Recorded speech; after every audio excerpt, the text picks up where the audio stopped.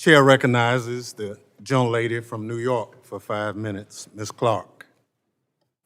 Thank you, Mr. Chairman. And like so many of my colleagues, I'd like to thank Mr. Kako for his service, my colleague from New York, his commitment to bipartisanship, and his commitment to the work of this committee has been uplifting. To all of our public servants seated here today, thank you for your service and commitment to the American people. My question's really around cybersecurity. That's something that I've really had a keen interest in. And we have recently, this year, passed legislation that I authored requiring the reporting of major cyber incidents to CISA. And although CISA has 3.5 years to issue a final rule, Mr. Secretary, none of us want to wait that long. My hope is that swift implementation will yield important security benefits, eliminate duplicative reporting frameworks, and encourage harmonization across the interagency. Toward that end, I have 2 questions for you.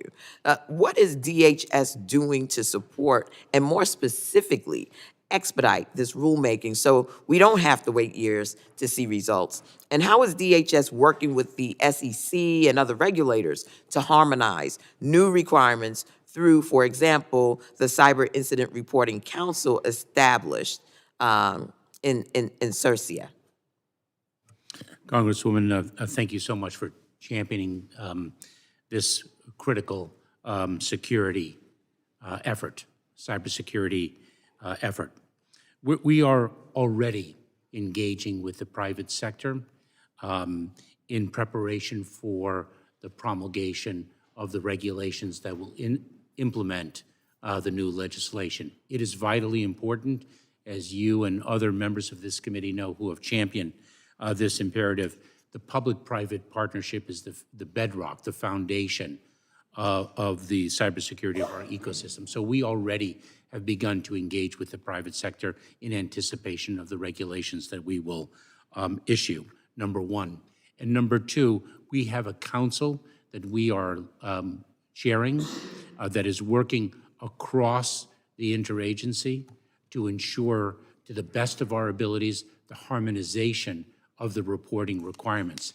And I should say that we have also taken that critical harmonization need and expanded it in the international domain, speaking with our international partners and seeing what we can do given the multinational footprint of so many of our companies, to see what we can do to harmonize the landscape internationally as well as domestically. Well, I'm happy to hear that, we're sort of prepping, but do you have a sense of whether we can expedite the rulemaking so that it doesn't take us the 3.5 estimated years to get to the final rule? So I believe that there are set timeframes in the statutory regime with respect to the promulgation of regulation. I think we have, if I'm not mistaken, and I'll correct myself subsequently if I am, that we have 18 months.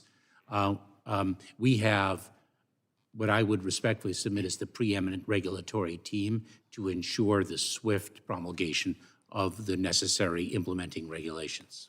In addition to the cyber incident reporting, I see the Cyber Safety Review Board, the CSRB, is another innovative way this administration has tried to better understand cyber threats. Does the administration intend to seek authorization for the CSRB? And if so, what should those authorities entail? And what does the CSRB plan to study next?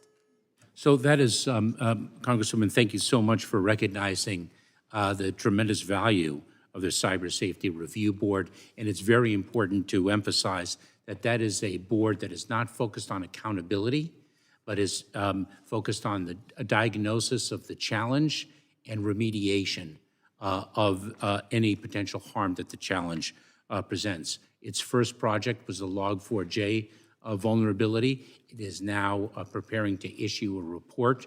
And one of the things that we are considering is the authorization of the CSRB and what further support we can receive from Congress. And we're very appreciative of the support we've received to date.